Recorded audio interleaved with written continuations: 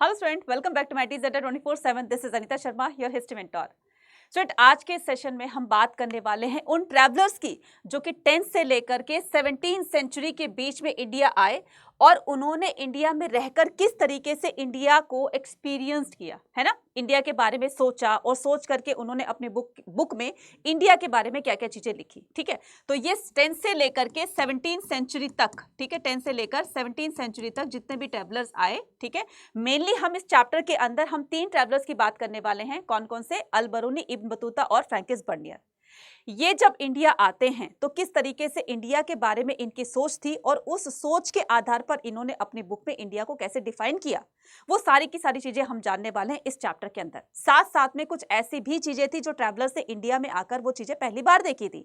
For example कि जैसे coconut हो गया, पान लीव्स हो गया, है ना, और जैसे पोस्टल सिस्टम हो गया। तो ये सारी चीजें उन्होंने अपनी बुक में लिखी कि भाई हमने इंडिया के अंदर ये भी चीजें देखी है जो आज तक हमने किसी अदर कंट्री के अंदर नहीं देखी थी। ठीक है, तो ये कौन सी चीजें थी, कैसे उसने इस चीजों को देखा, है ना, और उसके बारे में क्या क्या डिफाइन किया, इनकी बुक्स कौन कौन सी थी और किस तरीके से ये हमें इंडिया के पास्ट को जानने में और भी ज्यादा हेल्प करती हैं कि ना सिर्फ इंडिया के लोग इंडिया को अच्छा बताते हैं बल्कि जो ट्रैवलर्स होते थे वो भी इंडिया के बारे में एक अच्छी सोच रखा करते थे। ठीक है, लेकिन यहाँ पर अलग अलग सोच होती है, तो कोई इंडिया के बारे में कैसे सोचता था, कोई इंडिया के बारे में कैसे सोचता था, तो उन्होंने क्या क्या सोचकर अपने एक्सपीरियंसेस को अपनी बुक के अंदर लिखा, वही सारी चीजें जानने वाले आज के इस चैप्टर के अंदर। ठीक है, सो इस चैप्टर को समझने के लिए आपको क्या करना है, लास्ट तक इस वीडियो को देखना है, तभी जाकर ये एक अच्छी तरीके से इसकी समझ होगी आप लोगों को। ठीक है, और इससे जो भी क्वेश्चन आएगा आप उसका सही से आंसर दे सकते हैं अपने एग्जाम के अंदर। ठीक है, तो वीडियो को लास्ट तक देखना है और अगर आप चैनल पर नए तो चैनल को सब्सक्राइब जरूर करना है और इस वीडियो को ज्यादा से ज्यादा अपने नियर तक शेयर कर देना है ताकि सभी बच्चे जिनको भी अब इस टाइम में जरूरत है हिस्ट्री के हर कंसेप्ट को, हर टॉपिक को, हर चैप्टर को अच्छी तरीके से जानने की, तो वहां तक ये जो है वीडियो पहुंच जाए। इसलिए शेयर और लाइक करना मत भूलिएगा। स्टार्ट करते हैं हम आज का ये सेशन। तो ये है हमारी हिस्ट्री का chapter 5 through the eyes of traveller. अच्छा, ये जो ट्रैवलर्स होते थे ये क्यों एक कंट्री से दूसरी कंट्री में मूव ऑन करते रहते थे, क्या पर्पस होता था इनका? भाई अलग अलग ट्रैवलर्स के अलग अलग पर्सन के अलग अलग ऑब्जेक्टिव्स होते हैं, पर्पसेस होते हैं। कोई कहीं किसी पर्पस से जाता है, कोई कहीं किसी पर्पस से जाता है। तो ये ट्रैवलर्स होते थे। अब बहुत सारे ट्रैवलर्स आए। ठीक है, अब किसी का पर्पस होता था कि हमें एडवेंचर, घूमने फिरने का बहुत शौक है, किसी को एडवेंचर का बहुत शौक होता था, कोई ऑफिशियली काम से आता था कि हमें वहाँ के एडमिनिस्ट्रेशन सिस्टम को जानना है। ठीक है, और कोई रिलीजियस को लेकर के, है ना, उनके कस्टम्स को लेकर के जानने का बहुत इच्छुक होता था, इस वजह से आता था। राइट, कोई काम की तलाश में आता था, कोई आता था कि उनकी कंट्री के अंदर कोई नेचुरल डिजास्टर्स आ जाते थे, है ना, इसकी वजह से वो दूसरी कंट्री में मूव ऑन कर जाते थे। तो अलग अलग पर्पसेस को लेकर के ये एक कंट्री से दूसरी कंट्री में जाते रहते थे और वहां के इंफॉर्मेशन कलेक्ट करके अपनी कंट्री में ये उनको पब्लिश किया करते थे बुक के थ्रू। ठीक है, तो ठीक है, ये सारी की सारी some deal with the course of affair of the court, religion, issue, architecture, features, monument through the man. अब यहाँ पर ऐसा नहीं था कि सिर्फ मैन ही ट्रैवलिंग किया करते थे, विमेन भी ट्रैवलिंग किया करती थी। विमेन ने भी काफ़ी सारी ट्रैवलॉग्स वगैरह लिखी, लेकिन अनफॉर्चुनेटली हमें विमेन्स की लिखी हुई कोई भी ट्रैवलॉग नहीं मिली। इससे हम ये तो बिल्कुल शॉर्टली नहीं बोल सकते कि विमेन ने ट्रैवलिंग की ही नहीं थी। हाँ, उनकी बुक नहीं मिली, बस इस बात का थोड़ा सा हमें दुख है। ठीक है, तो अब यहाँ पर जो भी ट्रैवलर्स आए, खास करके इब्न बतूता ने इन दो चीजों को अपनी बुक में डिफाइन किया है, पान लीव्स और कोकोनट को। ठीक है, तो उसने कहा कि यार मैंने इंडिया के अंदर एक ऐसा प्लांट देखा जिसमें लीव्स ही लीव्स है, पत्ते ही पत्ते हैं, उसमें ना तो फ्रूट आते हैं और ना ही कोई फ्लावर आते हैं। ठीक है, तो इसको क्या कहा जाता है? इसको पान लीव्स कहा जाता है और इंडिया के लोग इसको फूड को डाइजेस्ट करने के लिए यूज करते हैं। उसके बाद मैंने इंडिया के अंदर एक ऐसा फ्रूट देखा है जो बाहर से बहुत ज्यादा हार्ड है, ठीक है, लेकिन अंदर से उतना ही ज्यादा स्वीट और सॉफ्ट है। इसको क्या कहा जाता है? इसको कोकोनट और या नारियल कहा जाता है। ठीक है, तो ये सारी चीजें उन्होंने डिफाइन करी अपनी बुक के अंदर। राइट, जो बच्चे इंग्लिश में नहीं समझ सकते हैं तो उनके लिए हिंदी वाला ये स्लाइड है, सारी जो पीडीएफ है वो आपको बाइलिंगुअल मिल जाएगी। राइट, कहाँ पर मिलेगी? संजीवनी पर मिलेगी। मेनली इस चैप्टर के अंदर हम इन 3 ट्रैवलर्स के बारे में बात करने वाले हैं, अल बरूनी, इब्न बतूता और फ्रैंकिस बर्नियर। ठीक है, तो इस तरीके से जब ये इंडिया आते हैं तो इन्होंने इंडिया के बारे में क्या सोच रखी अपनी और किस तरीके से उन्होंने अपनी बुक के अंदर इंडिया को डिफाइन किया। तो सबसे पहले हम बात करेंगे किसकी? अल बरूनी की। तो अल बरूनी जो है वो कहाँ से था? वो उज्बेकिस्तान का ट्रैवलर था जो कि 11वीं सेंचुरी में इंडिया आया था। कब आया था बच्चे? यहाँ से क्वेश्चन आएगा आपका कि कौन किस सेंचुरी के अंदर आया था। ठीक है, तो अल बरूनी 11वीं सेंचुरी के अंदर आया था, लेकिन ये कहाँ का ट्रैवलर था ये भी पूछ सकते हैं। तो आंसर क्या हो जाएगा आपका? Uzbekistan, Khwarezm Uzbekistan. ठीक है, उसके बाद इब्न बतूता, ये कहाँ का ट्रैवलर था? ये था मोरक्को का। ठीक है, कहाँ का? तांजियर। तांजियर एक सिटी का नाम था। ठीक है, ये कहाँ का था? तांजियर का, राइट। तांजियर मोरक्को की एक सिटी है, तो तांजियर क्या हो गई? सिटी हो गई। मोरक्को क्या हो गया? कंट्री हो गई। ठीक है, जो कि अफ्रीका कॉन्टिनेंट में है। ये कब आया था? 14वीं सेंचुरी के अंदर आया था। उसके बाद फ्रैंकिस बर्नियर, ये कौन था? फ्रेंचमैन था, ये फ्रेंच का ट्रैवलर था और ये 17वीं सेंचुरी के अंदर इंडिया आया था। ठीक है, नेक्स्ट बात करते हैं, ये हिंदी में है। अब हम सबसे पहले इनकी बात करते हैं, किसकी? अल बरूनी की। अल बरूनी का जन्म 973 के अंदर ख्वारिज्म, प्रेजेंट डे में उसको उज्बेकिस्तान कहा जाता है, तो वहां पर होता था। क्योंकि ये एक इंस्टीट्यूशनल हब था, दूर दूर से स्टूडेंट यहाँ पर एजुकेशन गेन करने के लिए आते थे, तो ये माहौल जो है अल बरूनी को स्टार्टिंग से ही मिल रहा था।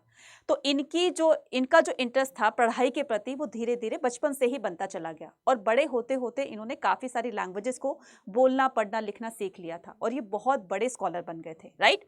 तो ये जो हैं इनको बहुत सारी लैंग्वेजेस बोलनी पढ़नी लिखनी आती थी, लाइक सीरियाइक, अरेबिक, पर्शियन, हर्ब्यू एंड संस्कृत। हालांकि संस्कृत इनको बाद में इंडिया आने के बाद ही इनको सीखने को मिली, लेकिन इनके बायोडाटा में तो काउंट हो गई ना। He did not know the Greek, हालांकि ये ग्रीक नहीं जानते थे, लेकिन धीरे धीरे इन्होंने ग्रीक को भी सीखा और ग्रीक्स के फिलोसफर प्लेटो और जैसे अदर फिलोसफर थे, है ना, उनकी बुक्स को पढ़ करके और ये ग्रीक पर भी एक अच्छी अपनी पकड़ बना लेते हैं। Al Biruni was one of the many scholar. अब यहाँ पर जानते हैं कि अल बरूनी इंडिया कैसे आता है। इसकी जर्नी बहुत इंटरेस्टिंग है। क्या होता है कि गजनी के सुल्तान थे जिनका नाम था सुल्तान महमूद, है ना, गजनी के थे ये। तो ये क्या करते हैं, एक बार ख्वारिज्म पर अटैक कर देते हैं जहां पर ये अल बरूनी रहता था, है ना। तो ख्वारिज्म उस कंट्री पर क्या करते हैं, ख्वारिज्म पर अटैक कर देते हैं। और ये ख्वारिज्म पर अटैक कब किया था? 1017 के अंदर, 1017 ईस्वी के अंदर उन्होंने अटैक किया और ख्वारिज्म को अपने अंडर में ले लिया। उसके बाद यहाँ पर जो भी स्कॉलर थे उनको अपने साथ बंदी बना करके और ये अपने साथ ले आता है और उन्हीं स्कॉलर में से एक थे कौन? अल बरूनी। तो जो भी अच्छे अच्छे जो स्कॉलर्स होते थे, जो भी अच्छे अच्छे उनके काम आने वाले इंसान होते थे ना, तो उनको वो अपने साथ में ले आते थे, बंदी बना करके, स्लेव बना करके या कुछ भी करके, है ना। तो ये अपने साथ इस तरीके से लेकर आता है और पंजाब सिंध में क्या करता है, आकर के रहने लगता है। तो धीरे धीरे अब इनका इंटरेस्ट जो है, जैसे जैसे अल बरूनी इंडिया के बारे में जानने लगा तो इसको बहुत इंटरेस्ट आने लगा। तो इंडिया के अलग अलग भागों में ये विजिट करता है और इसी के साथ इंडिया के बारे में धीरे धीरे काफ़ी सारी नॉलेज ये कलेक्ट करने लगता है। ठीक है, इन्फॉर्मेशन कलेक्ट करने लगते हैं। तो फ्रॉम ख्वारिज्म टू पंजाब की जर्नी समझ में आ गया, किस तरह से पंजाब में आकर के और रहने लगता है और पंजाब से फिर ये इंडिया के अलग अलग पार्ट को विजिट करके एक्सपीरियंस गेन करता है, right. Al Biruni spent many years on the, अब अल बरूनी को जो है वो सबसे ज्यादा प्रॉब्लम होती थी कि इसको संस्कृत पढ़नी लिखनी बोलनी नहीं आती थी। जितनी ज्यादा इजी इसको अरेबिक लगती थी उतनी ही ज्यादा डिफिकल्ट इसको संस्कृत लैंग्वेज लगती थी। फिर इसने ब्राह्मणों के साथ रहकर, पंडितों के साथ रहकर काफी टाइम इनके साथ में टाइम स्पेंड किया और धीरे धीरे इसको संस्कृत बोलनी पढ़नी लिखनी आ गई। ठीक है, फिर उसने ही ट्रांसलेटेड सेवरल संस्कृत वर्क। जैसे ही इसको संस्कृत अच्छी तरीके से आ जाती है तो इसने काफ़ी सारी संस्कृत की बुक को ट्रांसलेट करना स्टार्ट कर दिया अरेबिक लैंग्वेज के अंदर। उसमें मेन जो बुक थी वो थी कौन सी? वो थी Patanjali works on grammar. Patanjali, महर्षि पतंजलि की एक बुक थी जो कि संस्कृत ग्रामर थी। वो इसने अल बरूनी ने क्या किया, उसको अरेबिक लैंग्वेज में ट्रांसलेट कर लिया। फॉर हिज ब्राह्मण, जब ये अपना पूरा का पूरा जब टाइम स्पेंड करके वापस अपने घर जाने लगा, अपने नेटिव प्लेस जाने लगा, ठीक है, ख्वारिज्म में, तो उन्होंने कहा कि भाई, पंडितों ने कहा कि देखो भाई, हमने तुम्हारी हेल्प करी है ना, तुम्हें संस्कृत हमने बोलनी पढ़नी लिखनी सिखाई है ना, और तुम्हें दोनों लैंग्वेज आती है, तुम्हें अरेबिक भी आती है और तुम्हें संस्कृत भी आ गई। अब तुम एक काम करो, हमें जो है इन ग्रीक मैथमेटिशियन जिनका नाम क्या है, ल्यूसिड, इनकी एक बुक है मैथमेटिक्स की, वो ग्रीक लैंग्वेज में लिखी हुई है, उसको आप हमें संस्कृत में ट्रांसलेट करके दे दो क्योंकि ये हमारे बहुत काम आएगी। तो कहता है लो इतनी सी बात, ठीक है, इसमें थोड़ा सा टाइम लगेगा मुझे क्योंकि संस्कृत के जो वर्ड्स होते हैं ना, उसको जल्दी से किसी अदर लैंग्वेज ट्रांसलेट नहीं किया जा सकता, डिफिकल्टीज होती है, काफ़ी सारी प्रॉब्लम्स होती है, बट मैं तुम्हारे लिए कर दूंगा, तुमने मेरे लिए इतना किया है तो मैं भी कर दूंगा।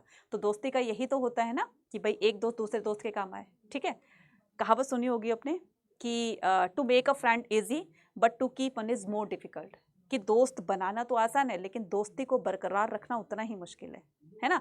लेकिन उन्होंने अपनी दोस्ती को बरकरार रखा। ठीक है, नेक्स्ट आता है ख्वारिज्म टू पंजाब में, ये हिंदी में।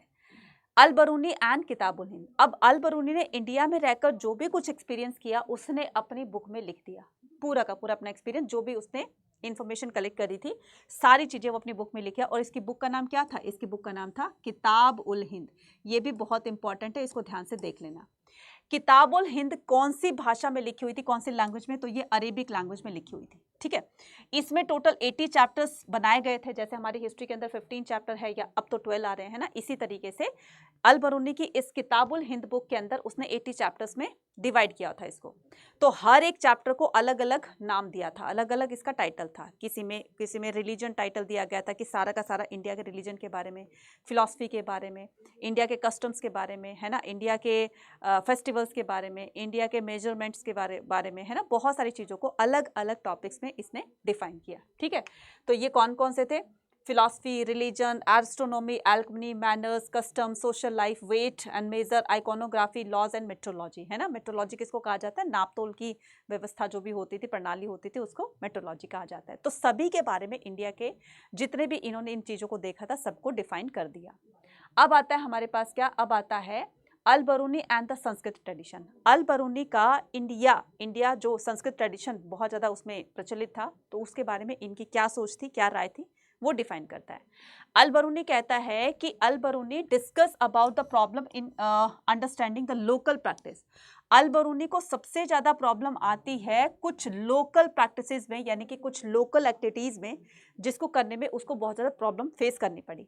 नंबर 1 क्या कहता है कि जब मैं इंडिया आया, ये इंडिया कब आया था? ये इंडिया आया था 11th सेंचुरी में। कब आया था बच्चा? 11th सेंचुरी में, ठीक है। तो कब अभी अटैक किया था ना, कब? 1017 के अंदर। तो सुल्तान महमूद ने अटैक किया था ख्वारिज्म पर, और 1017 के अंदर अटैक करके इसको सिंध में लिया था। तो ये आना कब हुआ इसका? 11th सेंचुरी में। तो हमने इसमें 1 प्लस किया तो ये क्या बन जाती है? 11th सेंचुरी बन गई, ठीक है। तो ये 11th सेंचुरी में इंडिया आता है, और इंडिया आकर के इसने देखा कि मुझे इन चीज़ों में प्रॉब्लम हो रही है। तो पहली प्रॉब्लम क्या बताता है? मेरे को संस्कृत में बहुत प्रॉब्लम होती है ना। आपको कौन सी में प्रॉब्लम होती है, कौन से सब्जेक्ट में प्रॉब्लम होती है, जल्दी से मुझे कमेंट सेक्शन में लिखकर बताओ। इसको कौन सा सब्जेक्ट हार्ड लगता था? संस्कृत लगता था, ठीक है। तो ये कहता है संस्कृत तो मैं बिल्कुल जानता ही नहीं था, तो सबसे पहले मुझे इंडिया के पास्ट को जानने के लिए मुझे संस्कृत सीखनी पड़ी, जो कि मुझे बहुत डिफिकल्ट लगती थी, है ना। दूसरा कहता है कि he said that the Sanskrit was so different from the Arabic and Persian, and the idea of the and the concept could not easily translated from one language to another. Arabic और Persian को तो मैं चुटकियों में translate कर सकता हूँ, लेकिन संस्कृत में बड़ी मुश्किल हुई मेरे को, ठीक है। दूसरी प्रॉब्लम क्या कहता है कि second problem was differences in the religious believes and practice. मुझे इंडिया में समझ ही नहीं आया कि लोग किसकी पूजा करते हैं। इंडिया में तो बहुत तरह के देवी देवता हैं, है ना। तो कोई किसी भगवान की पूजा कर रहा है, कोई किसी भगवान की, कोई हनुमान जी की, कोई विष्णु जी की, कोई शिव जी की, कोई कृष्णा की, लॉर्ड रामा की, साईं बाबा की, मतलब बहुत तरह के देवी देवताओं को वर्शिप कर रहे हैं। अब मैं क्या लिखूं इंडिया के रिलीजन के बारे में, इंडिया के गॉड या गॉडेस के बारे में, कोई पर्टिकुलर गॉड हो तो मैं उसके बारे में डिफाइन भी करूं। तो भाई मुझे नहीं समझ में आया कि इंडिया के रिलीजन के बारे में क्या लिखूं, बट इतना कह सकता हूँ कि इंडिया इनको फॉलो करती है। नेक्स्ट आता है थर्ड प्रॉब्लम। क्या होती है कि थर्ड प्रॉब्लम उसको होती है कि कुछ लोग, उसको नहीं पता था कि ये इंडिया के नहीं है, कुछ लोग जो है वो इंडिया के नहीं थे। आप ये देख रहे हो ना, इनके जो कॉस्ट्यूम्स हैं या इनका जो एक इनकी लाइफस्टाइल है या इनका जो फिजिकल अपीयरेंस है वो इंडियन की तरह नहीं था, बिल्कुल अलग था इंडिया से। तो इनको क्यों बाहर रखा गया? और ये लोग इंडिया के किसी भी फेस्टिवल्स की एक्टिविटीज में पार्टिसिपेट नहीं करते हैं, तो इनको क्यों बाहर रखा गया है? ठीक है, क्योंकि ये आउटसाइडर थे, ये इंडिया के नेटिव्स नहीं थे, और ये इंडिया के नेटिव्स नहीं थे तो इंडिया के फेस्टिवल्स में क्यों ही इंटरेस्ट रखेंगे? तो ये उसको बात समझ में नहीं आई कि ऐसा क्यों होता है। तो third problem is that the local population were preoccupied with their own feeling and their the ignorance of the lack और the interest in the culture, ideas and the people outside their experiences. तो कुछ लोग जो हैं उनको बिल्कुल aside किया हुआ है, बाहर रखा गया है, नहीं पता था कि वो इंडिया के नहीं है, ठीक है, इस तरीके से। नेक्स्ट अब बात करते हैं, ठीक है।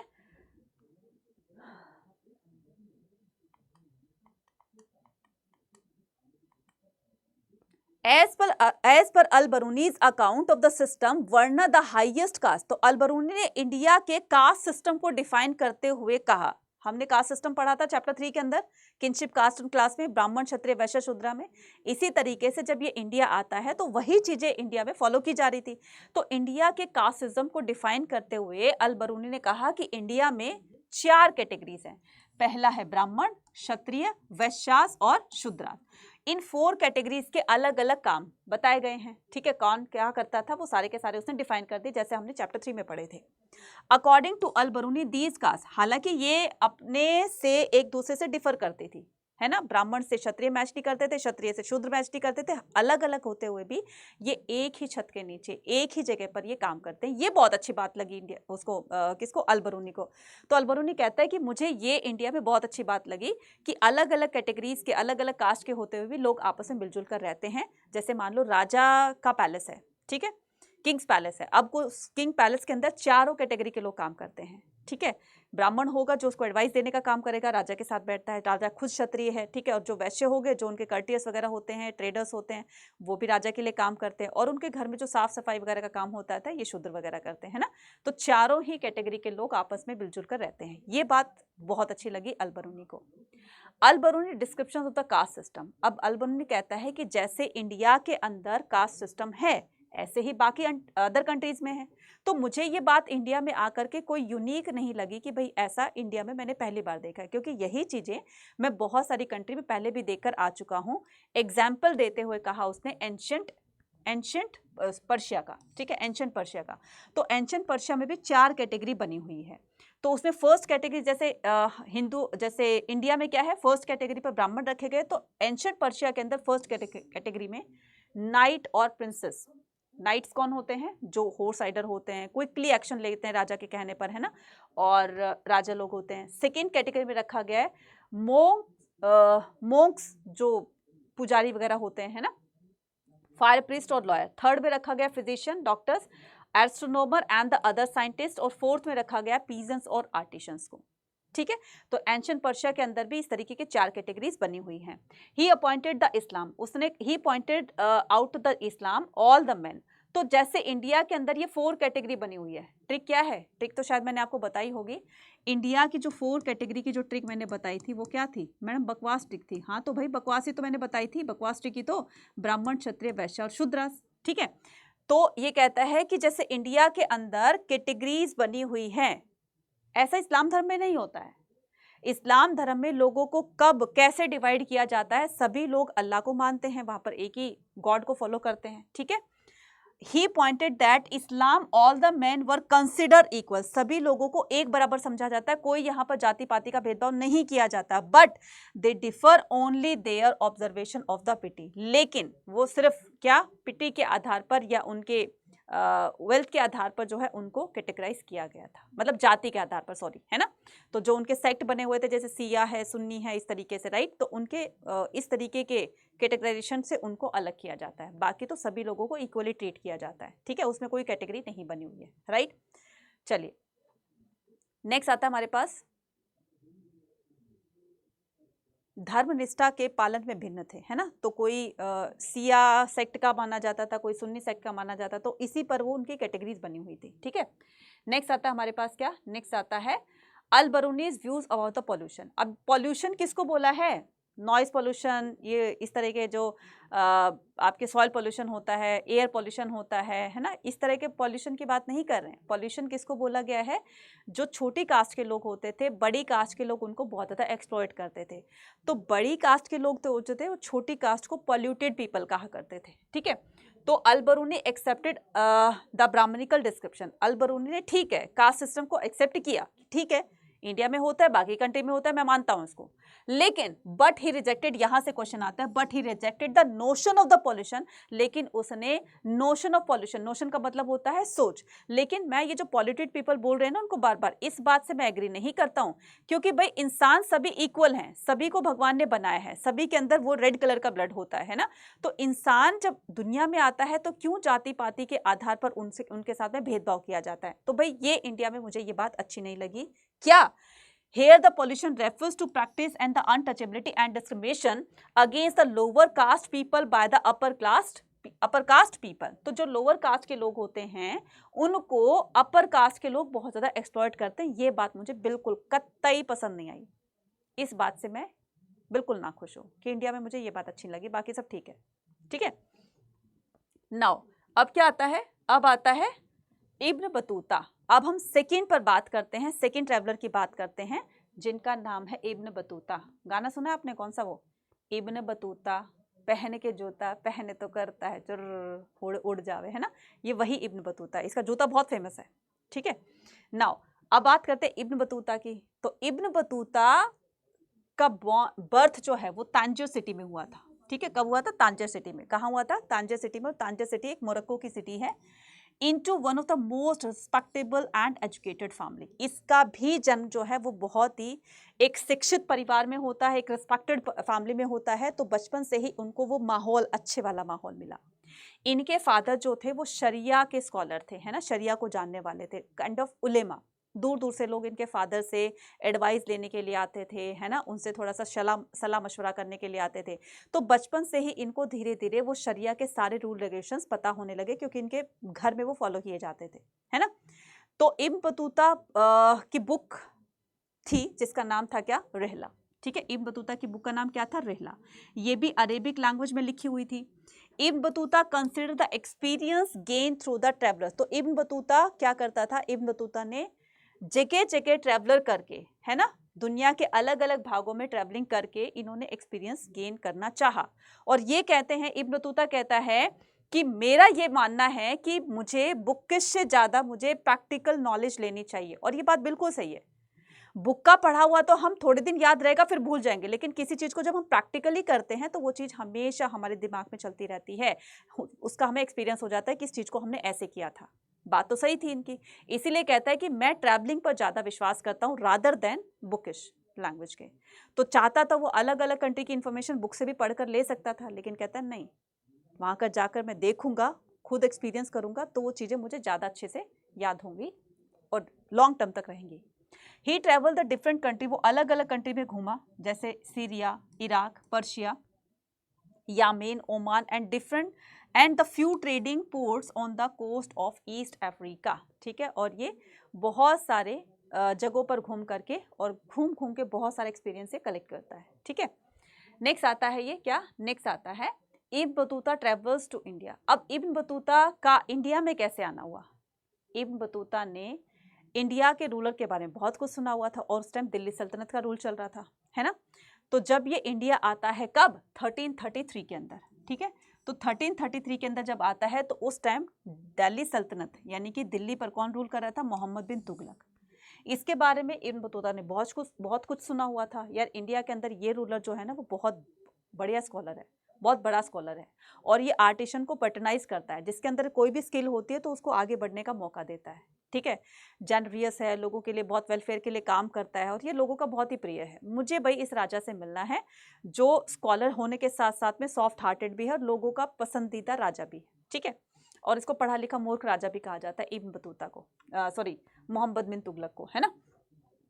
तो ये आता है, ठीक है, दिल्ली आता है। और दिल्ली कैसे आता है, देखो पूरा का पूरा रूट यहाँ पर बताया गया है।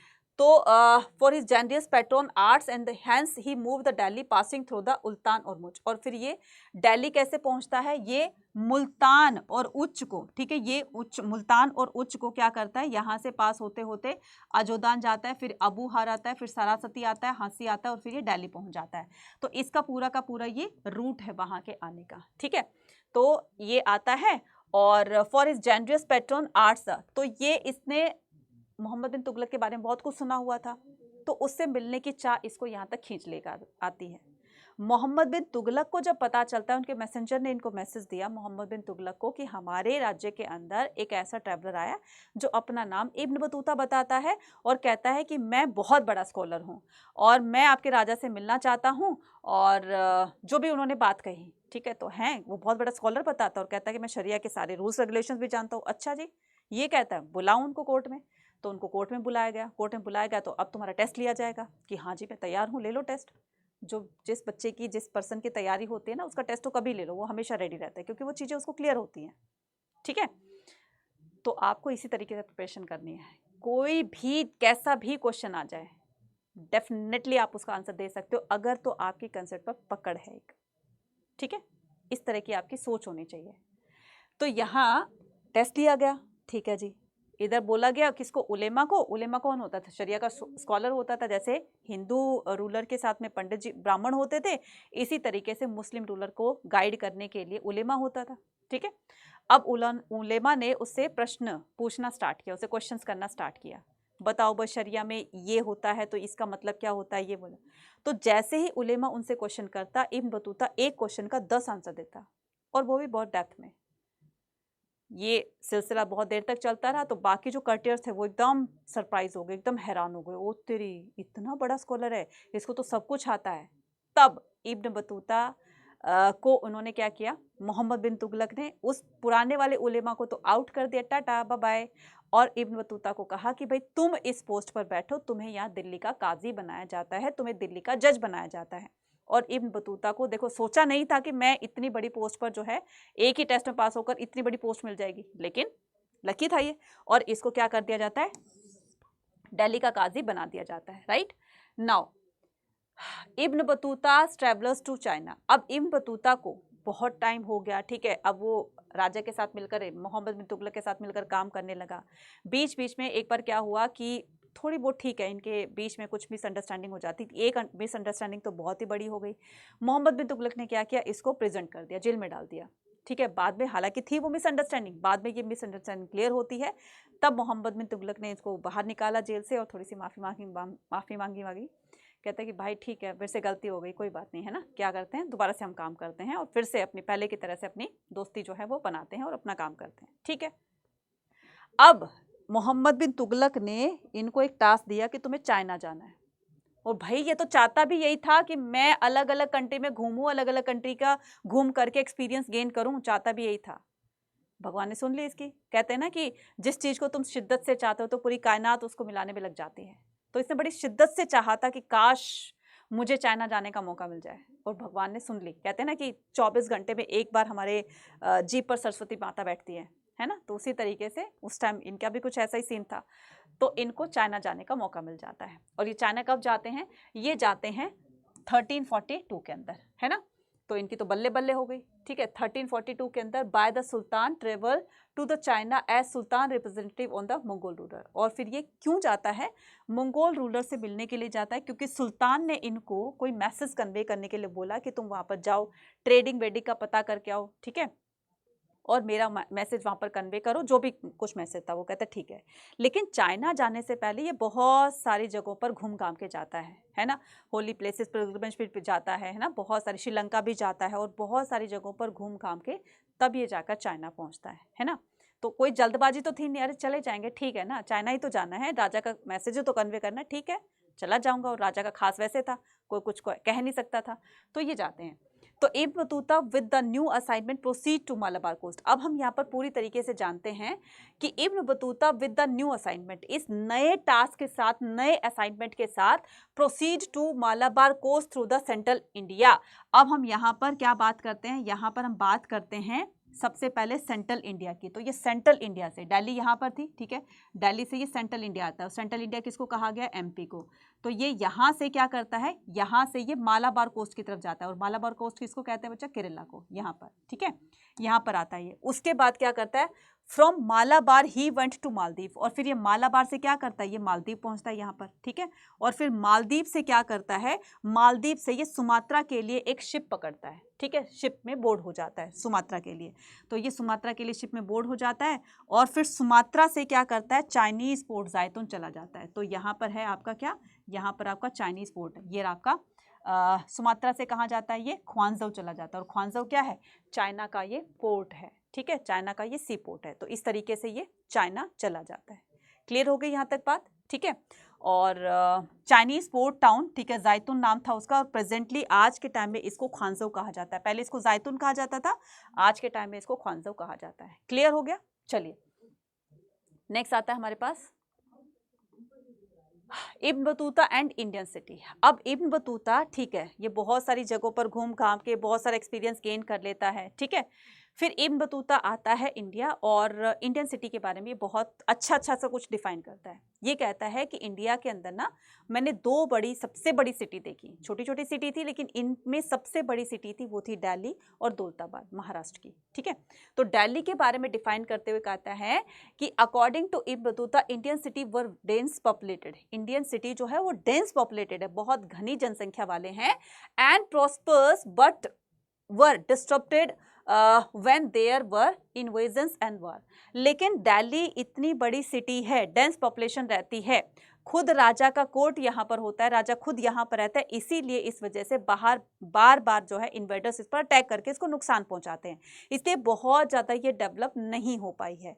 पॉपुलेशन कम होती और इन्वेजन्स नहीं होते तो ये कुछ और ही पिक्चर होती, लेकिन बार बार इन्वेजन्स की वजह से राजा इन पर ध्यान नहीं दे पाता इसके डेवलपमेंट, और थोड़ी कहीं ना कहीं इसमें कमी देखी गई है, राइट। उसके अलावा कहता है कि he describe the Delhi as a big city with the great population in the largest city in India.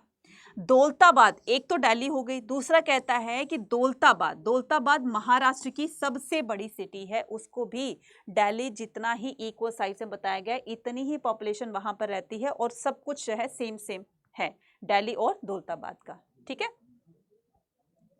Now अब क्या करते हैं कि जब ये आकर के कि सारी चीजों को अपनी बुक में लिखता था, है ना, तो इसके बुक को क्वेश्चन आता है कि इब्न बतूता की बुक को किसकी बुक से कंपेयर किया गया, तो ये कंपेयर किया गया था किसकी बुक से, ये मार्को पोलो की बुक से। मार्को पोलो जो है वो 13th सेंचुरी के अंदर, ठीक है, 13th सेंचुरी के अंदर इंडिया आया था, 13th सेंचुरी में। इसने भी, मार्को पोलो और इब्न बतूता, ये दो ऐसे ट्रैवलर थे जिसने इंडिया और चाइना को विजिट किया था। बाकी ट्रैवलर ने या तो इंडिया को किया या चाइना को किया, मतलब इंडिया आया और इंडिया से ही चला गया। ये दो ट्रैवलर ऐसे थे, तो कुछ ना कुछ तो इनकी जो सिमिलरिटीज होगी इनकी बुक में भी देखी जाएगी। अगर इब्न बतूता ने इंडिया के बारे में अच्छा लिखा हुआ है तो हो सकता है मार्को पोलो ने भी इंडिया के बारे में कुछ तो लिखा होगा, तो दोनों की बुक को मैच किया गया।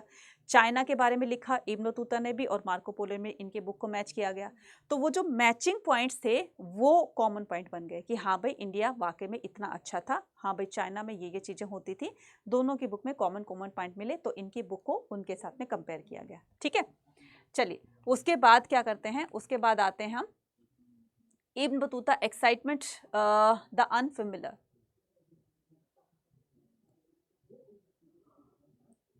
इब्न बतूता दिल्ली कब पहुंचता है, इब्न बतूता दिल्ली पहुंचता है 14th सेंचुरी के अंदर। In the sub continent was the part of the globe. उस टाइम में जब ये इंडिया पहुंचा था, कब, 1333 के अंदर, है ना। सेंचुरी कौन सी होगी, सेंचुरी होगी 14, ठीक है।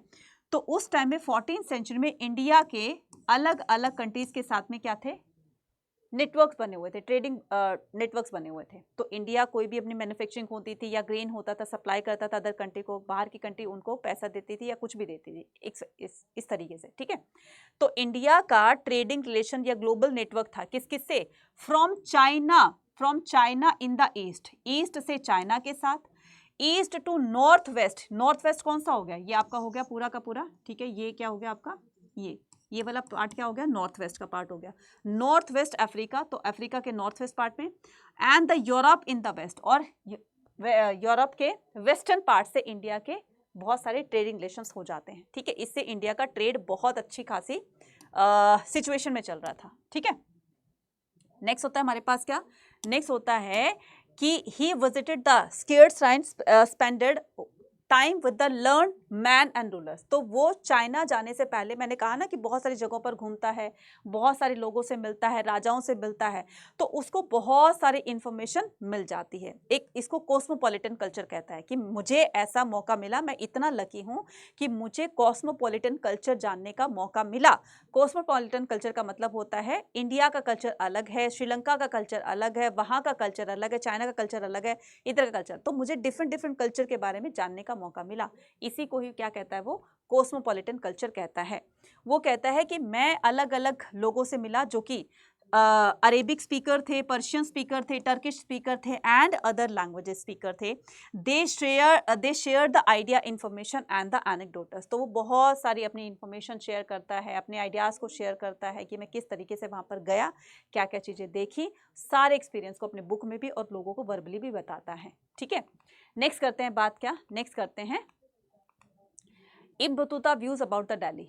इब्न बतूता का दिल्ली के बारे में क्या ख्याल था, है ना? तो क्या ख्याल था इसका दिल्ली के बारे में? ये कहता है इंडिया में दिल्ली जो है सबसे बड़ी सिटी है, डेंस पॉपुलेशन होती है वहां पर, प्रॉस्पर भी थी, ठीक है।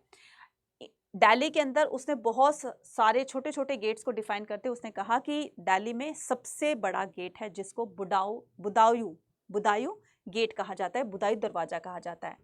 तो उसने कहा कि there were the houses inside the night sentry and the gatekeepers. तो इंडिया के दिल्ली में ना छोटे छोटे गेट्स बने हुए और उन हर गेट्स के ऊपर ना गेट कीपर होता है जो कि हर आने जाने वाले का पूरा ब्यौरा रखता है, डाटा रखता है, कौन आया कौन गया, किस टाइम आया किस टाइम गया, इस तरीके का, है ना। तो आजकल तो सारा काम सीसीटीवी कैमरा कर देता है, पहले लोग किया करते थे फिजिकली, है ना। तो उसने कहा कि there were also the storehouses. चलो ये तो है कि इंडिया मतलब दिल्ली के अंदर बहुत सारे छोटी छोटी गलियां हैं, छोटे छोटे घरों में लोग रहा करते हैं, डेंस पॉपुलेशन है, ठीक है, मार्केट वगैरह सब कुछ डिफाइन करते हुए उसने कहा कि ऐसा भी है दिल्ली के अंदर कि वहां पर स्टोर हाउसेज बने हुए हैं। तो there were also the storehouses for storing. क्या स्टोर किया जाता है उसके अंदर? उसके अंदर इडेबल्स जो भी खाने पीने की चीजें होती हैं एक्स्ट्रा, है ना, मैगजीन्स होती हैं, एल्यूमिनियम्स होती हैं, ठीक है, एम्यूनिशंस और बैलिस्टर्स होते हैं, and the siege the machines. तो जो भी एक्स्ट्रा कुछ होता है ना, तो उनके लिए छोटे छोटे क्वार्टर्स बनाए गए हैं, छोटे छोटे स्टोर हाउसेस बनाए गए हैं, वहां पर चीज़ों को रखा जाता है, जैसे वेपन्स वगैरह हो गए, है ना, या कोई भी ग्रेन वगैरह हो गया, अनाज मंडी वगैरह, इस तरीके से, राइट। अभी मैं बताऊंगी 3 दरवाजे और बताऊंगी। There were the many gates called darwaza. बहुत सारे गेट्स होते थे जिनको दरवाजा कहा जाता था, और सबसे बड़ा गेट होता था बुदायूं दरवाजा। सबसे बड़ा दरवाजा था बुदायूं दरवाजा। इसके अलावा 2 गेट्स के बारे में और डिफाइन किया है, ठीक है। एक होता था आपका गुल दरवाजा, ठीक है। कौन सा होता था? गुल दरवाजा, ठीक है। गुल दरवाजा में क्या होता था? गुल, आपने गाना सुना होगा पुराना, है ना, राजेश खन्ना का, खिलते हैं गुल यहाँ खिल के बिखरने दो, है ना। तो गुल किसको बोला गया है? फ्लावर को। किसको बोला गया? फ्लावर को। तो इस गुल दरवाजा के अंदर एंटर करके यहाँ पर बहुत सारे फ्लावर्स दिखाई देते थे। It's a kind of garden, ठीक है। तो ये जो है वो गार्डन गेट था, ये गार्डन कहलाता है, ठीक है। गुल दरवाजा क्या होता है? गार्डन का एंट्रेंस गेट होता है, ठीक है। एक होता था मांडवी दरवाजा। एक क्या होता था? मांडवी दरवाजा, ठीक है। एक क्या होता था? मांडवी दरवाजा। इस मांडवी दरवाजा में क्या होता था? इसके अंदर एंटर करके और पूरी की पूरी ये ग्रेन स्टोर, ठीक है, यानी कि अनाज मंडी, और अनाज मंडी का ये गेट था, ठीक है, जिसको क्या कहा जाता था? मांडवी। मैंने मंडी लिख दिया ना, मांडवी कर सकते हो, तो मांडवी मंडी दोनों से सिमिलर लगा लेना। तो ये 3 गेट को डिफाइन करते हुए उसने पूरा का पूरा बताया, ठीक है। नाउ इब्न बतूता, अच्छा ये हिंदी में हो गया, ठीक है। अब बात करते हैं Ibn Battuta views about the Daulatabad. तो दिल्ली को तो उसने डिफाइन कर दिया, अब क्या कहता है कि अब चलो मैं आपको दौलताबाद सिटी में भी कुछ ना कुछ ऐसा दिखाने चलता हूँ जहाँ पर मैंने चीज़ें एक्सपीरियंस की। वो कहता है कि महाराष्ट्र की सबसे बड़ी सिटी है जिसका नाम है दौलताबाद।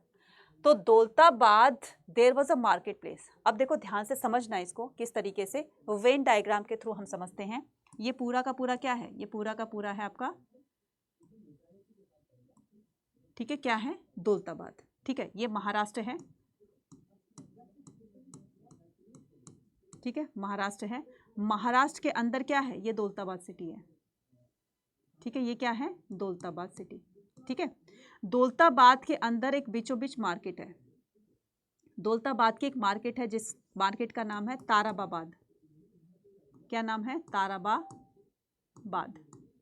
इस ताराबाद मार्केट के बीच में भी एक बीचों बीच एक ऐसा प्लेस बनाया गया है जिसको क्या कहा जाता है? कपोला। क्या कहा जाता है? जिसको कपोला। इस कपोला में क्या होता है? इस कपोला में मेल और फीमेल सिंगर्स बैठकर गाना गाया करते हैं, ठीक है। बात समझ में आ गई? वेन डायग्राम समझ में आ गया? ये पूरा महाराष्ट्र है, महाराष्ट्र के अंदर दौलताबाद है, दौलताबाद के अंदर एक मार्केट है जिसको कहा गया है ताराबाद मार्केट। इस मार्केट का नाम ही है, जैसे हमारे यहाँ सदर मार्केट बोल देते हैं ना, इस तरीके से। तो इस मार्केट का नाम है ताराबाद, और इस मार्केट के बीचों बीच, बहुत बड़ी मार्केट होती थी, मार्केट के बीचों बीच एक ऐसा प्लेस बनाया गया था जिसको कपोला कहा जाता था।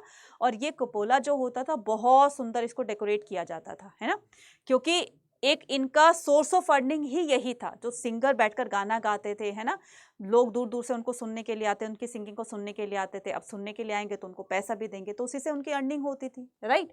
तो ये बताया गया है। तो in the middle of the market place there was a large domed building, तो एक लार्ज डोम्ड बिल्डिंग होती थी जिसको कपोला कहा जाता था, ठीक है। और इस कपोला को बहुत सुंदर तरीके से सजाया जाता था, रेड कारपेट वगैरह से, और झालरे शालरे लगाकर, लाइटें शाइटें लगा करके बहुत अच्छे से सजाया जाता था। तो हेयर द चीफ, इनका एक एक चीफ वो होता था, म्यूजिशियन होता था, जो इनको गाइड किया करता था कि तुम्हें किस दिन कौन सा गाना गाना है, कौन सा म्यूजिक प्ले करना है वगैरह वगैरह, और इनकी मीटिंग लिया करता था, है ना। मीटिंग कब होती थी? इनकी एवरी थर्सडे मीटिंग होती थी आफ्टर डान। डान का मतलब क्या होता है? सुबह मॉर्निंग का जो टाइम होता है ना, 4 बजे का, 3-4 बजे का, तो उसको डान कहा जाता है ना। तो एक होता है डस्ट, एक होता है डान। तो डस्ट होती है सूर्यास्त का समय और डान होता है सूर्य उदय का समय, तो ये होता है, ठीक है। नेक्स्ट आता है आपके पास, नेक्स्ट आता है Ibn Battuta views about the economic, agriculture and trade. Ibn Battuta ने इंडिया के इकोनॉमिक और ट्रेड के बारे में क्या कहा? इंडिया की इकोनॉमी कैसी है, इंडिया का एग्रीकल्चर सिस्टम कैसा है, इंडिया का ट्रेडिंग सिस्टम कैसा है, वो सारा कुछ डिफाइन करते हुए अपनी बुक रहला के अंदर उसने बताया कि according to Ibn Battuta the bazaar were important. सबसे ज्यादा लेन देन का जो काम होता है वो बाजार में होता है। जैसे ही सॉरी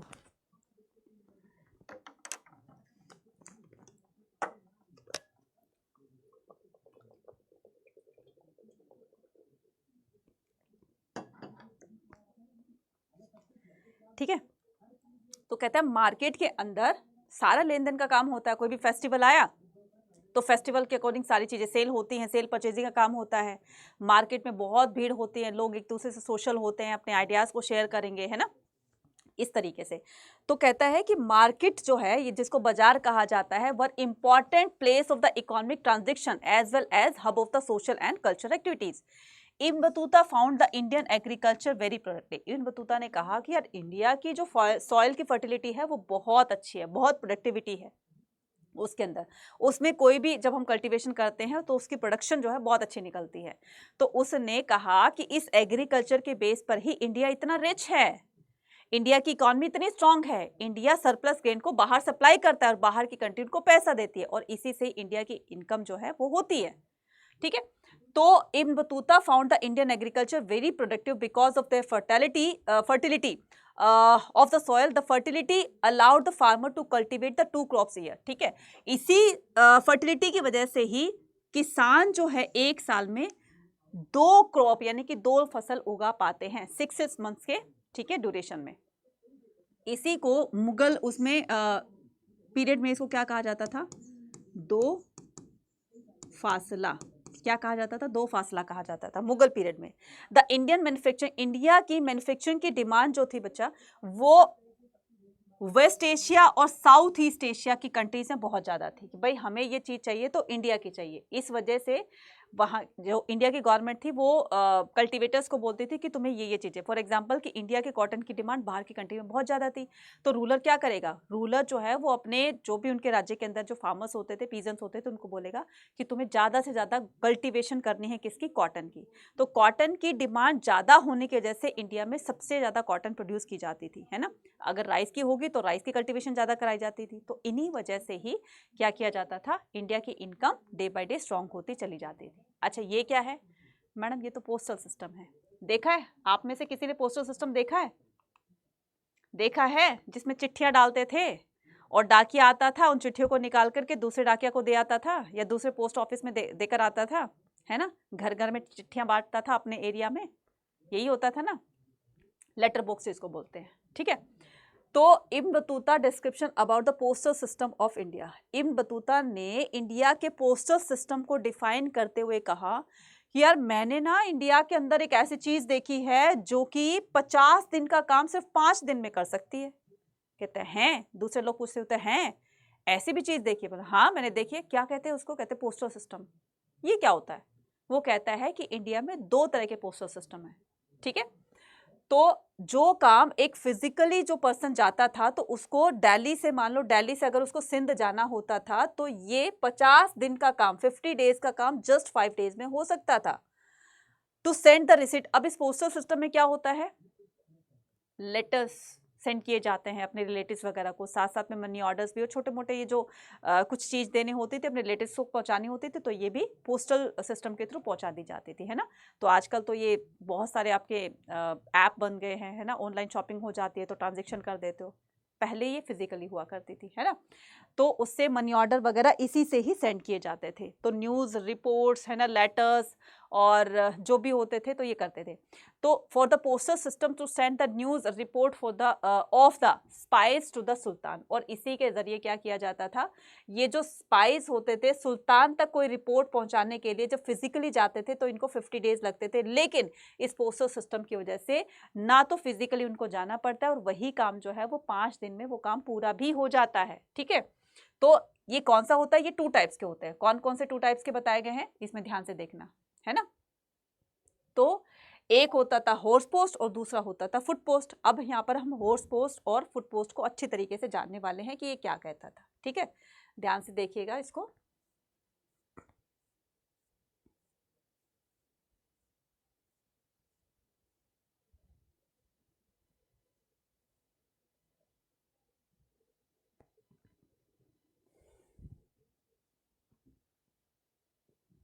अब पहले हम बात करते हैं किसकी, हॉर्स पोस्ट की। देखो ये रहा हॉर्स पोस्ट। तो ये क्या होता है, ये हॉर्स राइडर देख रहे हो ना, इसके हाथ में चिट्ठी है, ये इसको दे रहा है कि हाँ भाई तुम्हारी चिट्ठी आई है, अपनी मम्मी को दे दो, ठीक है, जो भी है, राइट।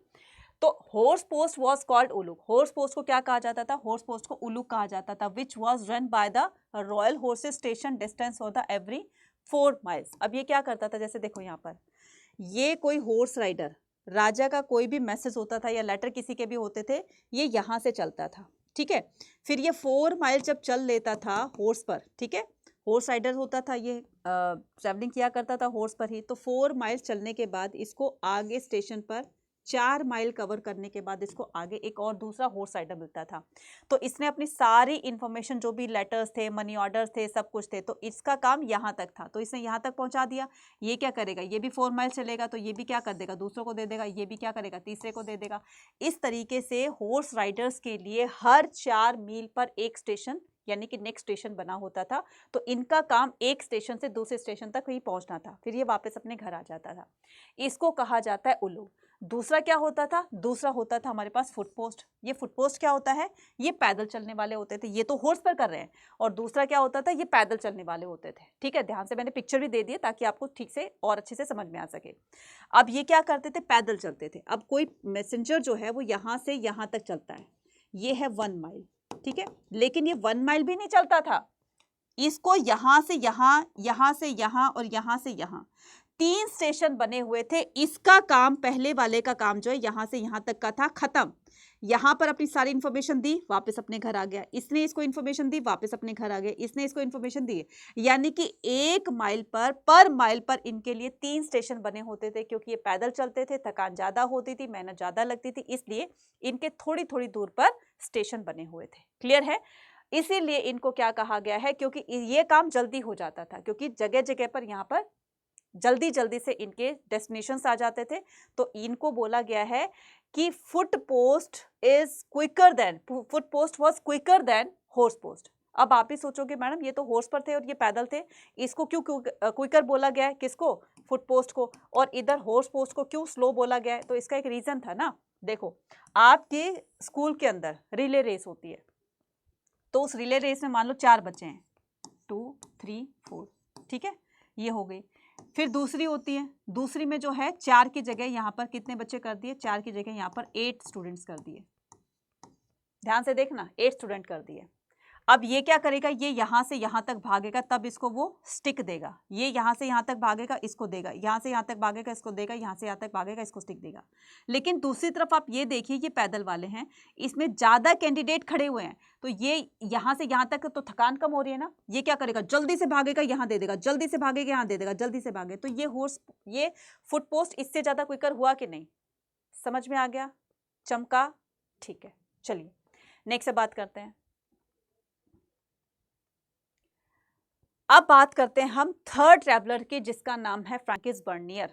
तो फ्रैंकिस बर्नियर जो हैं, इन्होंने इंडिया को बहुत अच्छा नहीं कहा, इंडिया को बहुत क्रिटिसाइज किया, इंडिया के बारे में बहुत नेगेटिव फीडबैक्स दिए हैं। अब इसने क्यों इंडिया के बारे में नेगेटिव फीडबैक दिए? क्योंकि ये फ्रांस का रहने वाला था, अपने यूरोप को बहुत ही सुपर डुपर समझता था, अपने फ्रांस को बहुत ही तीस मार खान समझता था, उनके रूलर्स को, है ना।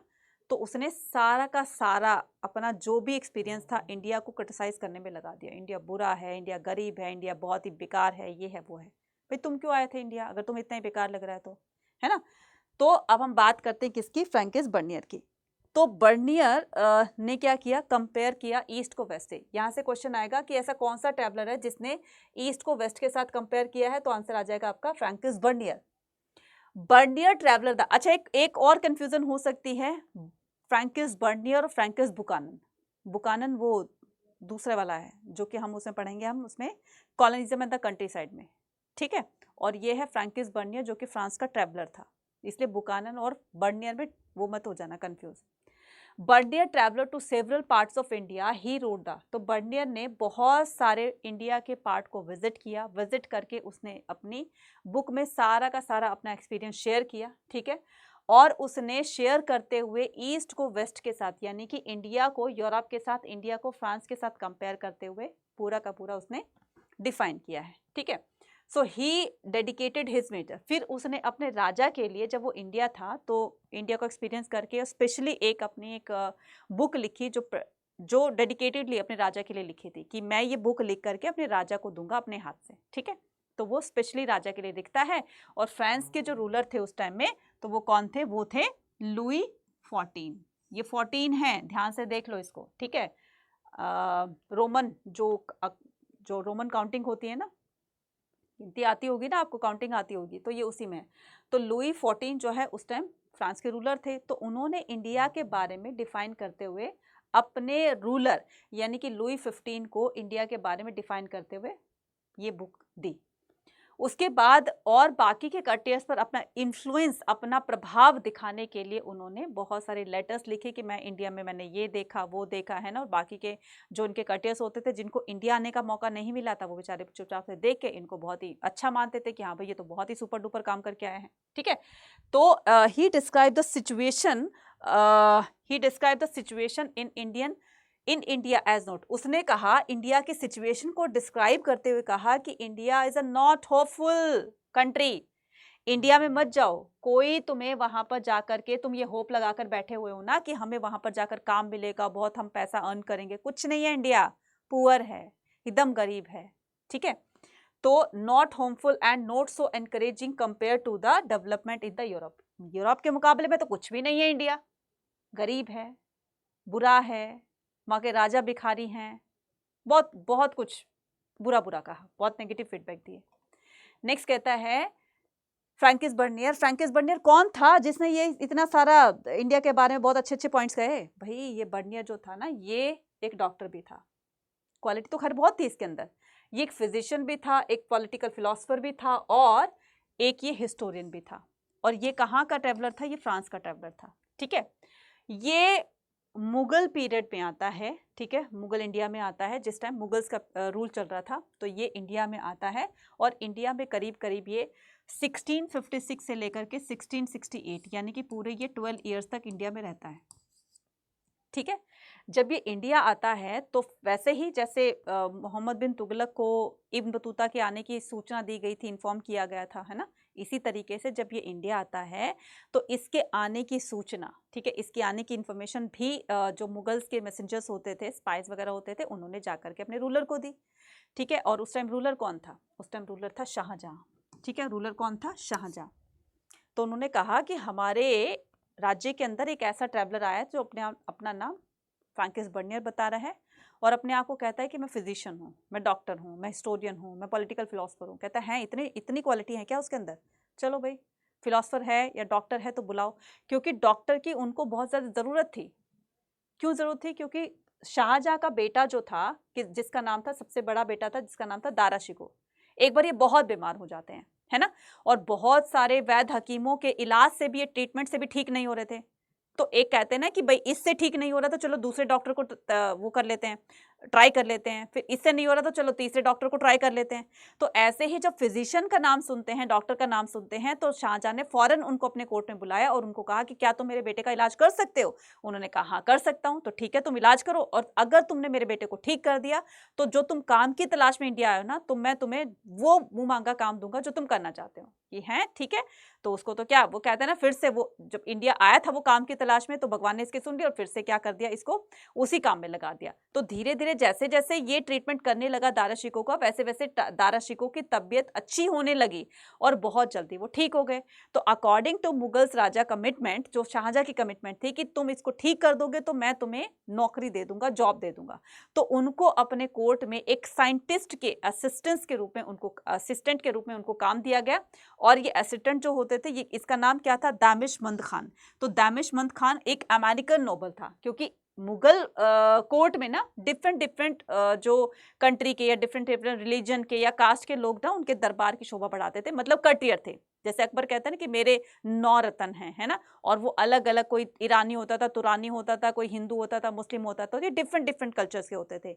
इसी तरीके से शाहजहां के कोर्ट में एक अमेरिकन साइंटिस्ट थे, ठीक है, अमेरिकन नोबल थे, उनके असिस्टेंट के रूप में उनको जॉब दे दी गई। किसको, बर्नियर को।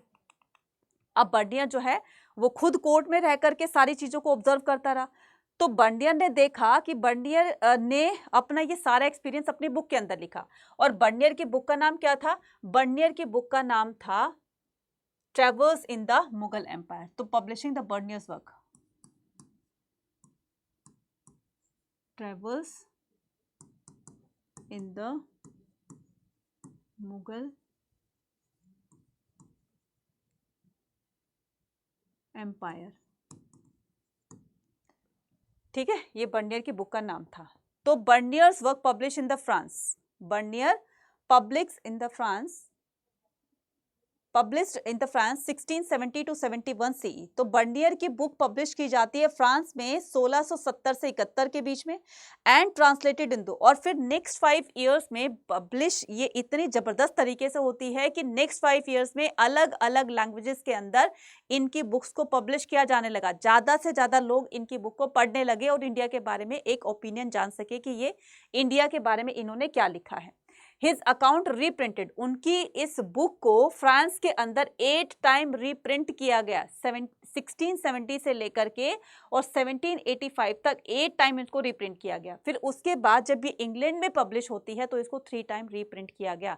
कभी कोई गलती हो जाती थी, कुछ ऐड ऑन करना होता था, है ना। अब मान लो आज मैंने कोई बुक लिखी है, कल मुझे कोई इन्फॉर्मेशन पता चल जाती है तो मैं उसमें ऐड करूंगी ना, तो इस तरीके से रीप्रिंट होती है, ठीक है। उसके बाद as compare to it Arabic language Persian accounts were circulated था। तो उस टाइम में क्या होता था, उस टाइम में अरेबिक और पर्शियन लैंग्वेज का प्रचलन था, क्योंकि इंडिया के अंदर मुगल्स का रूल चल रहा था। तो पर्शियन लैंग्वेज जो है ऑफिशियली डिक्लेयर कर दी गई थी। तो जो भी ऑफिशियल्स वगैरह जो कामकाज होते थे वो सारे के सारे पर्शियन लैंग्वेज में किए जाते थे, अरेबिक लैंग्वेज में किए जाते थे, ठीक है। तो बर्नियर की बुक को जब पब्लिश किया गया था, ठीक है, तो वो इंग्लिश में बुक होती थी, है ना। तो इनकी बुक को जो है थोड़े टाइम के लिए रोक दिया गया, राइट। तो पब्लिश बिफोर द 1800। तो ये सारी जो बुक होती थी अरेबिक और पर्शियन में होती थी, ये बिफोर 1800 उनको पब्लिश किया जा चुका और फिर उसकी बुक को पब्लिश किया गया था, किसकी, बर्नियर की बुक को, ठीक है। Now Bernier books travels in the Mughal empire. तो बर्नियर की बुक का नाम क्या था, अभी मैंने बताया था ना, travels in the Mughal empire. तो तीनों की बुक को देख लेना बच्चा, है ना, क्योंकि तीनों की बुक से आपके क्वेश्चंस आते हैं। Burnier's book Travels in the Mughal Empire has detailed observation, critical insight and reflections of the Mughal. Mughals को बहुत ज्यादा क्रिटिसाइज किया गया इनको। ही कंपेयर द मुगल इंडिया, उसने मुगल इंडिया को कंपेयर कर किया किससे, कंटेम्पररी यूरोप से, समकालीन यूरोप से, है ना। And stress and the superiority of the, और फिर ये स्ट्रेस देते हुए कहा, जोर देते हुए कहा, ध्यान लोगों का, रीडर का अट्रैक्ट करते हुए कहा कि Europe is much better than India, ठीक है, Europe is much better than India.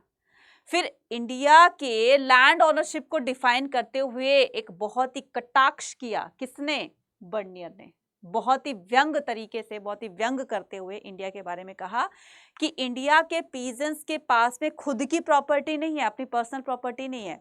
ये जिस खेत में काम कर रहा है वही, वो खेत जो है वो मुगल अथॉरिटी का है। ये जो लैंड है वो मुगल अथॉरिटी की है, उस पर वो बस वो सिर्फ काम कर रहा है, ठीक है। तो इंडिया में प्राइवेट प्रॉपर्टी का राइट किसी को नहीं दिया गया है।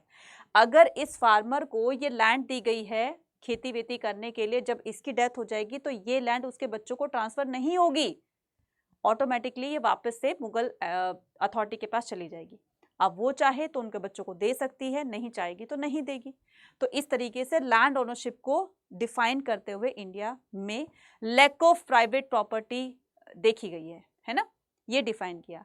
ही स्ट्रांगली बिलीव दैट, तो ये बिलीव करता है कि अगर लोगों के पास प्राइवेट प्रॉपर्टी का अधिकार है तो वो कंट्री बहुत अच्छे से डेवलप कर सकती है, क्योंकि एक प्राइवेट बिजनेसमैन जो होता है वो अपना प्रॉफिट गेन करने के लिए अपनी कंपनी में, अपने खेतों में, अपनी लैंड पर दिन दुगनी तरीके से काम करेगा, क्योंकि प्रोडक्शन बढ़ाएगा तो सरप्लस जो भी उनकी मैन्युफैक्चरिंग होगी उसको सप्लाई करेगा, हो सकता है बाहर की कंट्री में भी करे। तो एक तो उस कंट्री का नाम होगा, बिजनेसमैन के पास पैसा आएगा, बिजनेसमैन के अंडर में कितने सारे वर्कर्स काम कर रहे हैं वो उनको पैसा देगा। तो कहता है कि प्राइवेट प्रॉपर्टी इतनी ज़्यादा बेनिफिशियल होती है लोगों के लिए भी और स्टेट के लिए भी, ठीक है, जो कि इंडिया में नहीं है। डिसएडवांटेज, अब लोग जो हैं वो मान लो सारा का पूरा राइट जो है अगर गवर्नमेंट का है प्रॉपर्टी पर, लोग उस पर काम कर रहे हैं तो इसका डिसएडवांटेज है। क्या डिसएडवांटेज है? कि लोग विलिंगली काम नहीं करेंगे। ज़मीन तुम्हारी है, जैसे लाइव एग्जांपल देती हूँ, आपके घर में, किसी के घर में कोई किराएदार रहते हैं। अब वो किराएदार को क्या पड़ी है कि भाई घर में कोई टूट फूट हो रही है, घर को सजाना संवारना है, घर में ये पेंट होना है, घर को इस तरीके से डेकोरेट करना है। क्यों?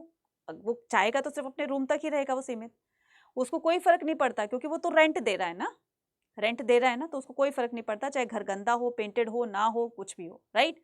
इसी तरीके से वो एक्सप्लेन करते हुए कहता है कि जब प्राइवेट प्रॉपर्टी लोगों को दी नहीं गई है, जब लोग गवर्नमेंट की प्रॉपर्टी पर या गवर्नमेंट की लैंड पर कल्टीवेशन करते हैं तो लोग उस पर विलिंगली काम नहीं करेंगे, क्योंकि जितने भी वो मेहनत करके अनाज पैदा कर रहे हैं उसका पूरा का पूरा प्रॉफिट जो है वो राजा ले जाते थे, राजा के एजेंट ले जाते थे। मेहनत करते थे किसान, और जब किसानों से उनको अनाज को खरीदा जाता था तो बहुत ही कम प्राइस पर खरीदा जाता था, और जब उसको खुद सेल करते थे तो बहुत ही डबल ट्रिपल रेट पर सेल करते थे। तो ऐसे खेती वेती करने का कोई फायदा नहीं है। तो धीरे धीरे लोग उससे असाइड होने लगे।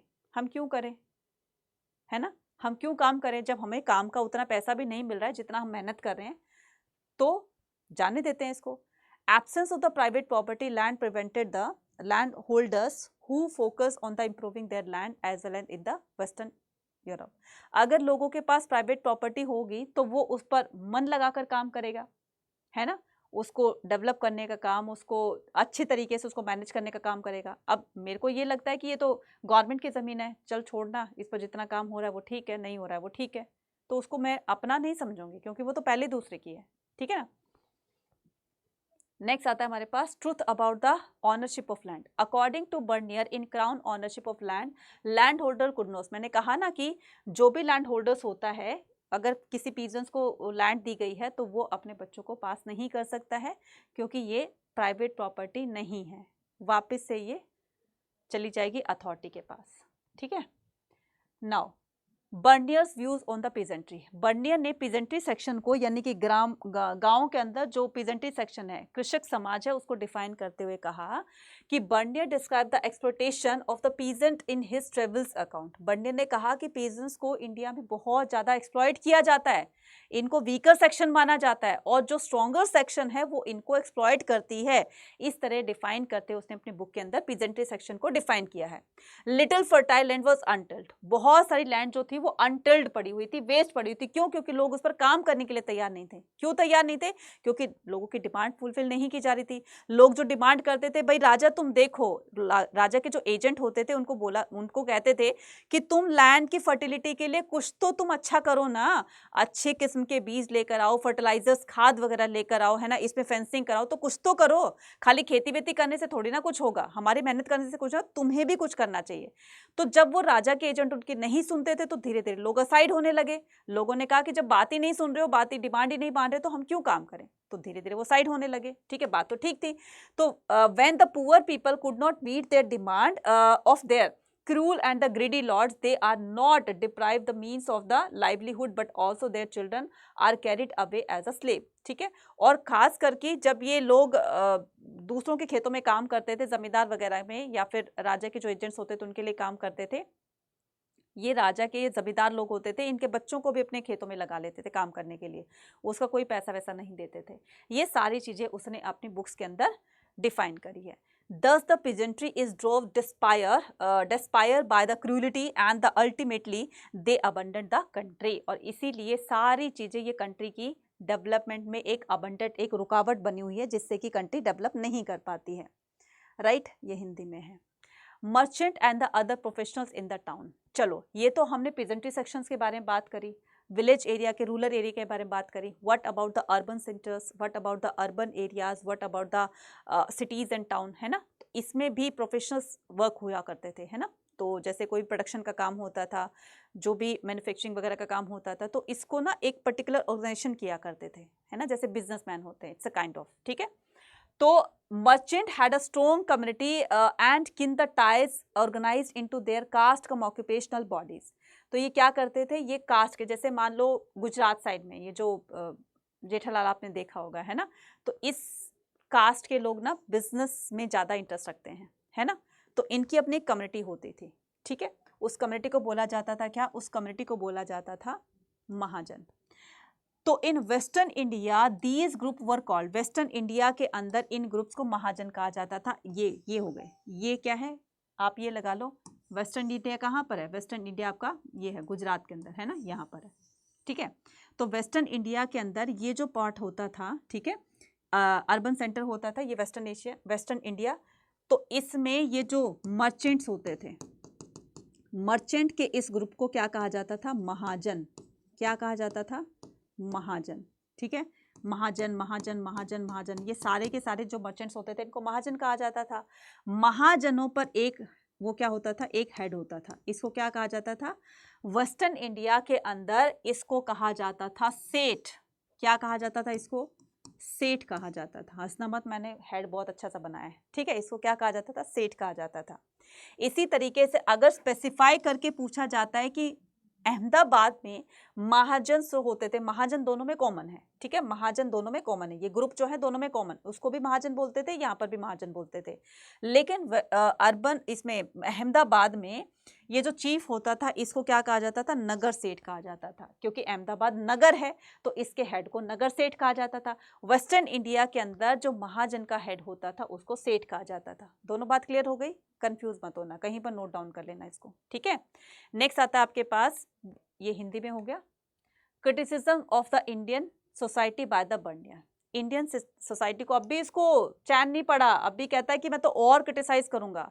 तो और ज्यादा क्रिटिसाइज करते हुए बर्नियर ने इंडियन सोसाइटी के बारे में कहा कि Bernier criticize the Indian society consisted the undifferentiated masses of the poor people surprised by the small minority of the rich and the powerful ruling class. तो इंडिया के अंदर ना पुअर्टी बहुत ज़्यादा है, गरीबी बहुत ज़्यादा है, गरीब लोग बहुत ज़्यादा रहते हैं, और उनको ये जो स्ट्रॉन्गर सेक्शन होते हैं, एलीट फैमिली के लोग होते हैं, ये वीकर सेक्शन को बहुत ज़्यादा एक्सप्लॉइट करती है। ये रूलिंग पावर जो क्लास होती है, पावरफुल रूलिंग क्लास होती है, ये लोगों को डोमिनेट करती है। He stated that there was the no middle. उसने डिफाइन करते हुए कहा कि इंडिया के अंदर ना कोई मिडिल क्लास नहीं है, रिच है तो बहुत ज़्यादा रिच है, पुअर है तो बहुत ही ज़्यादा पुअर है, तो कोई बीच की कैटेगरी नहीं है। इस तरह का डिफाइन किया इंडियन सोसाइटी को। फिर कहता है कि इंडिया में जब मैं रह रहा था, मैं मुगल्स के साथ में रहकर काम कर रहा था, मुगल के कोर्ट में रहकर काम कर रहा था, तो मैंने वहां पर देखा कि कारखाना होता है। कारखाना किसको कहा जाता है, कारखाना कहा जाता है वर्कशॉप को, ठीक है, वर्कशॉप को कहा जाता है। तो Bernier was the only historian who provide a detail account of the working of the imperial karkhana और वर्कशॉप। तो ये जो सारे काम होते थे ये कारखाने में होते थे। कोई भी जैसे मान लो मूर्ति बनाने का काम होता था, मनुस्क्रिप्ट लिखने का करने का काम होता था, रेडी करने का, है ना, प्रिपेयर करने का, या और कोई भी काम होता था, तो सारा का सारा वर्कशॉप यानी कि कारखाना में किया जाता था, ठीक है।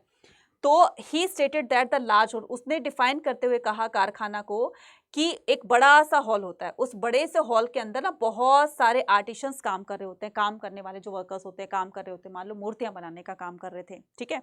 तो कोई उसको शेप देने का, जो पत्थर होता है उसको थोड़ा सा काट पाट के थोड़ा सा शेप देने का काम करेगा, फिर दूसरे के पास और शेप देने का काम करेगा, कोई उसकी आंख नाक बनाएगा, नोज आईस ये बनाएगा, है ना, फिर उसको कोई कलर करने का काम। तो ये सारी चीजें वर्कशॉप में होती थी, है ना। कोई भी एक्सपर्ट, कोई भी काम लो, है ना। तो एक काम को करने में बहुत सारे लोग इन्वॉल्व होते थे। तो बर्नियर ने उनसे पूछा कि यार तुम्हें ये काम आता है, तुम्हारे अंदर ये स्किल है इस काम को करने की, तुम्हें पता है कि काम कैसे होता है, तो तुम अपना बिजनेस क्यों नहीं कर लेते हो? कहते ना, अपना बिजनेस करके हमने देख लिया कोई फायदा नहीं है। कि क्यों? हम मान लो अपनी मूर्तियां बनाते हैं, अपना पैसा लगाते हैं, रॉ मटेरियल लाते हैं, उसमें रंग रोगन करते हैं, जब पूरी तरीके से मूर्ति तैयार हो जाती है अच्छे से सुंदर से बनाते हैं, फिर राजा के एजेंट्स को पता चलता है तो वो मूर्तियां खरीदने के लिए आते हैं हमारे पास और उस मूर्तियों के बहुत ही कम प्राइस देते हैं हमें। और वही मूर्ति जब खुद से वो सेल करने के लिए जाते हैं मार्केट में, मंडी में या कहीं और जगह पर, तो उसको डबल ट्रिपल रेट में सेल करते हैं। तो क्या फायदा? मेहनत भी करें, पैसा भी लगाएं और पैसे भी ना मिले तो क्या फायदा? भाड़ में जाए। नहीं करते हम, ठीक है, हमें सुबह से शाम तक हम यहाँ पर काम करते हैं, उसका पैसा मिल रहा है, बस इसी से हमारी रोजी रोटी चल रही है। तो इस तरह की ओपिनियन उसने ली। Reality of the rural society. अब ये रियलिटी क्या है रूलर सोसाइटी की? कि the picture depicted the western thinkers about the subcontinent rural society was not real. जो भी उसने बंडियन ने बताया रियल नहीं है, सब कुछ सही नहीं था। ये कुछ तो उसमें अच्छा होगा ना। अब सोचो जरा, हमने इंडिया का पास्ट हम जानते हैं कि भारत को सोने की चिड़िया कहा जाता था, ऐसे कहा जाता था। आईने अकबरी हमें ये बताती है कि मुगल्स के टाइम में, अकबर के टाइम में जो था इंडिया बहुत प्रॉस्पर हुआ करता था, है ना। जमींदारों के पास जमीन होती थी, जमींदारों का भी वर्णन किया गया है। तो जब मुगल अथॉरिटी के पास सारी जमीन की अथॉरिटी है तो जमींदार को कैसे दे दी उन्होंने? पीजेंट्स, जो रिच पीजेंट्स होते थे, जोतेदास वगैरह होते थे, उनके पास भी तो होती थी, तो वो कैसे मिल गए? तो सारी बात जो थी वो बंडियार की बिल्कुल सही नहीं थी। Rural society was characterized by the considerable social and economic differentiate during the 16th or 17th century. One hand, एक तरफ तो क्या कहता है कि there were the big जमींदार, एक तरफ हमें ये हमें इंफॉर्मेशन मिलती है कि बहुत बड़े बड़े जमींदार हुआ करते थे, ठीक है, with the superior right of the land, जिनको लैंड राइट दिया गया था। और बर्नियर कहता है कि लैंड राइट तो दिया ही नहीं गया था, कि इसको यहाँ पर एक बात झूठी साबित हो गई। On the other hand there were untouchable landless labour, और दूसरी तरफ ये कहता है कि वहां पर लेबरर्स भी होते थे, लेबर्स जो दूसरों के खेतों में काम किया करते थे, है ना। तो ये भी कहते हैं। तो अभी इसने क्या बताया कि लोग कारखानों में काम करते थे, अपना कोई बिजनेस नहीं करते थे, दूसरों के खेतों में काम किया करते थे, है ना, उनको पैसा नहीं दिया जाता था। अरे भाई, पैसा नहीं देते थे तो वो लोग दूसरे खेतों में कैसे काम करते? तो अब धीरे धीरे इसकी बातों को लोग पकड़ने लगे थे और इसकी बातों को झूठा साबित कर रहे थे। Between them there was a big peasants. तो इस दौरान जो बिग पीजेंट्स होते थे हु यूज हायर द, तो बड़े बड़े जो जमींदार होते थे, पीजेंट्स होते थे, वो लेबर्स को हायर किया करते थे। जब हायर करेंगे तो उनको जाहिर सी बात है पैसा भी देंगे, ठीक है। तो गरीब कहाँ से हो गए? रोजी रोटी तो उनकी ठीक से चल रही थी। And engaged in the community production and the smaller peasant who could not barely produce for his livelihood, जिनके पास कोई भी जीवन को जीने का कोई संसाधन नहीं था, किस तरीके से वो अर्न कर सकते हो, तो दूसरों के खेतों में जाकर काम करके पैसा अर्न करते थे। इसी तरीके से उनकी जीवनचर्या चलती थी, है ना, लाइफ चलती थी। Now women slave, Sati and labour. अब विमेन की कंडीशन को डिफाइन करते हुए बर्नियर ने कहा कि मैंने खुद देखा अपनी आंखों से कि इंडिया की मार्केट में स्लेव्स को ओपनली सेल परचेज किया जाता है, बोली लगाई जाती है, और जो मैन होते थे उनके प्राइस ज्यादा होते थे कंपैरेटिव टू फीमेल के। जो विमेन होती उनके प्राइस कम होते थे, मैन के ज्यादा होते थे, ठीक है। लेकिन जिस फीमेल को, जिस भी जो लेडीज होती थी ना, जिनको कुछ नाचना गाना बजाना या कुछ स्पेशल क्वालिटी होती थी, उनके प्राइस थोड़े से कंपैरेटिव टू अदर वुमेन के ज्यादा होते थे, है ना। और इनको कई बार तो ऐसा होता था कि ये जो स्लेव्स खरीदे जाते थे, है ना, जो फीमेल स्लेव्स होती थी वो राजा के लिए काम किया करती थी, तो इनको डोमेस्टिक कामों में के लिए भी यूज किया जाता था, घरेलू कामों के लिए यूज किया जाता था। इनको स्पाई भी बनाया जाता था जो इंफॉर्मेशन निकलवाती थी, है ना। लेडीज बहुत अच्छे से इंफॉर्मेशन निकलवा सकती हैं, बहुत सारी मूवीज में देखा होगा, जैसे राजी थी या काजी थी आलिया भट्ट की, है ना, उस तरीके से, है ना। तो इनको स्पाइसेस के रूप में भी यूज़ किया करते थे, है ना। इनको राजा रानी की जो वो होती थी, सर्विसिंग होती थी, जैसे रानी मान लो अगर कहीं बाहर जाना है तो वो जो प्लैंकुश, जिसको डोला कहा जाता है, डोली सी उठाकर चलते थे ना, 4 लोग उसको उठाकर चलते थे, पीछे पीछे उसकी दासियाँ चलती थी, तो इस काम में भी लिया जाता था। राजा के दरबार में नाचने का, गाने का काम होता था, तो वो भी फीमेल ही किया करती थी। तो इस तरीके से उसको डिफाइन किया। इसके अलावा सती सिस्टम को डिफाइन करते हुए बर्नियर ने कहा कि इंडिया के अंदर मैंने सती सिस्टम को भी देखा है, जिसमें एक छोटी सी बच्ची को, ठीक है, जिसमें एक छोटी सी बच्ची को जबरदस्ती पुश किया जा रहा है, आग में उसको धकेला जा रहा है कि तेरे हस्बैंड की डेथ हो गई है, तुम्हें भी इसकी चिता के साथ में जलना होगा। और वो बच्ची जो है वो रो रही है, चिल्ला रही है कि मुझे नहीं मरना, लेकिन गांव की बूढ़ी औरतों ने उसके हाथ पैर बांध दिए, मुंह पर कपड़ा बांध दिया ताकि चिल्लाए ना। और ये सारी सिचुएशन को डिफाइन करते हुए बर्नियर ने अपनी बुक के अंदर लिखा। वाकई में था तो गलत, देखो इसको तो मैं भी एग्री करती हूँ, था तो गलत ये। और भला हो हमारे सोशल रिफॉर्मर्स का जिन्होंने इस तरह के रिफॉर्म्स किए और इंडिया से ये बुराई का खात्मा कर दिया, है ना। तो इन्फ्लुएंस द बर्नियर्स अकाउंट। अब बर्नियर के अकाउंट से कौन कौन इन्फ्लुएंस हुए, बर्नियर की बुक से कौन कौन से ट्रैवलर्स इनकी बुक को पढ़ करके इन्फ्लुएंस होते हैं, प्रभावित होते हैं। तो यहाँ पर सबसे पहले हम बात करते हैं किसकी, बात करते हैं कि western theories from the 18th century onwards, these theorist are. तो फर्स्ट पहले हम बात करते हैं मॉन्टेस्क्यू। ये कौन थे, एक फ्रेंच फिलोसोफर थे। इन्होंने बर्नियर की बुक को पढ़ करके ये आइडिया लगाया कि इंडिया के अंदर इनकी ये सोच बन जाती है, जैसे हम जिस तरह की बुक पढ़ते हैं वो वैसी हमारी सोच बन जाती है। अगर उस बुक के अंदर किसी अथॉरिटी के बारे में कुछ बुरा कहा गया है तो हमारी सोच वैसे बन जाती है उसके लिए, अच्छा कहा गया तो अच्छी सोच बन जाएगी। तो इंडिया के प्रति उन्होंने जितना भी उनको क्रिटिसाइज करते हुए कहा था, तो जो भी इस बुक को पढ़ेगा तो जाहिर सी बात है कि इंडिया के बारे में वो एक नेगेटिव सोच ही रखेगा। तो ये जो मॉन्टेस्क्यू हैं, ठीक है, मॉन्टेस्क्यू जो फ्रेंच फिलोसोफर हैं, ये बर्नियर की बुक को पढ़ करके ये आइडिया लगाते हैं कि इंडिया के अंदर डेस्पोटिज्म वाला सिस्टम चलता था, है ना। डेस्पोटिज्म का मतलब क्या होता है, which means the ruler of Asia, orient और the east enjoy the absolute authority. यही एब्सोल्यूट अथॉरिटी है और इसी के हाथ में सारा का सारा चार्ज होता था, ठीक है। इसकी बुक को पढ़ करके ये बात पता चलती है। फिर उसके बाद कार्ल मार्क्स कहता है कि Karl Marx develop the Bernier's idea concept the aesthetic mode of the production in the 19th century.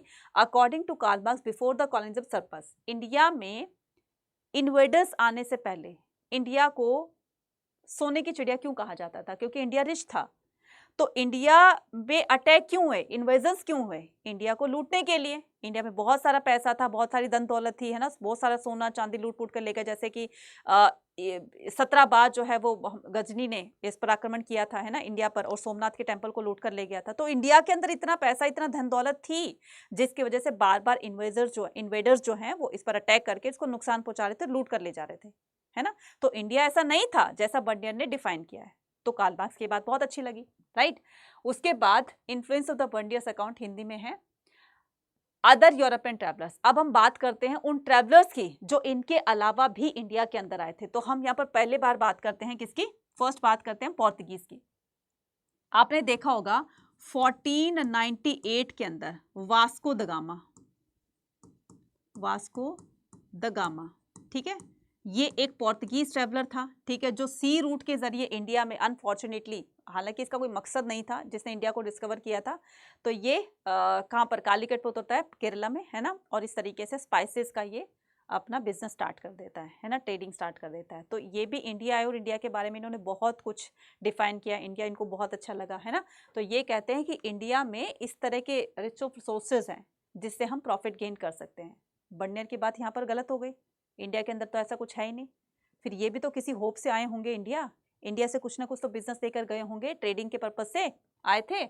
तो after the Portuguese arrive in India, तो इन अबाउट, तो ये लगभग 1500 के आसपास आए थे, और नंबर ऑफ द यूरोपियन। फिर इनके बाद तो इंडिया में पोर्तुगीज की और बाकी अदर जो यूरोपियन कंपनीज थी उनकी तो लाइन लग गई, क्योंकि जब ये वास्को द गामा आया, केरला से बहुत सारे स्पाइसेस लेकर गया, अपनी कंट्री में उसको सेल किया, सेल करके इसको बहुत प्रॉफिट हुआ, ये फिर से आता है इंडिया, फिर से स्पाइसेस लेकर जाता है, मसाले लेकर जाता है, इस तरीके से इसको तब लालच आ गया। तो इसको देखा देखी बाकी की अदर यूरोपियन कंपनीज भी इंडिया आती है ट्रेड करने के लिए। तो कहने का मतलब इंडिया रिच तो था, इंडिया के अंदर सोर्सेस तो थे, जो कि बर्नियर ने उसको गलत बताया है।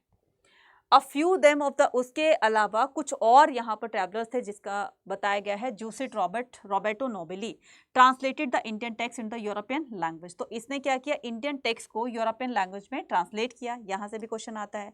एक थे दौरते बरबोसा, ठीक है, इन्होंने साउथ इंडिया के ट्रेडिंग को पूरी तरीके से डिफाइन किया। ये मात्र ऐसे अकेले ट्रैवलर थे जिन्होंने इंडिया के ट्रेडिंग के बारे में ही सब कुछ डिफाइन किया है, ठीक है। ये है डॉर्ते बारबोसा, ठीक है। अब आते हैं हम दूसरे पे, अदर यूरोपियन ट्रैवलर में यहाँ पर हम बात करते हैं जीन वेबसाइट ट्रैवलर की। ये कौन थे? ये बाय प्रोफेशन एक ज्वेलर थे और इंडिया के अंदर ये हीरे जवाहरातों की डीलिंग करने के लिए आते हैं और एक बार नहीं, दो बार नहीं, इंडिया में ये 6 टाइम आते हैं, ठीक है। कितने टाइम आते हैं? ये 6 टाइम आते हैं। तो इसका मतलब इंडिया के अंदर हीरे जवाहरात तो थे जो ये डीलिंग किया करते थे, है ना। उसके बाद he was specially the fascinated trading condition in India and compared India to Iran and the Ottoman empire. और देखो ये कहता है कि इंडिया के पास इतनी धन दौलत है ना, उसको कंपेयर किया ईरान के साथ, उसको कंपेयर किया इंडिया को ऑटोमन एम्पायर के साथ में।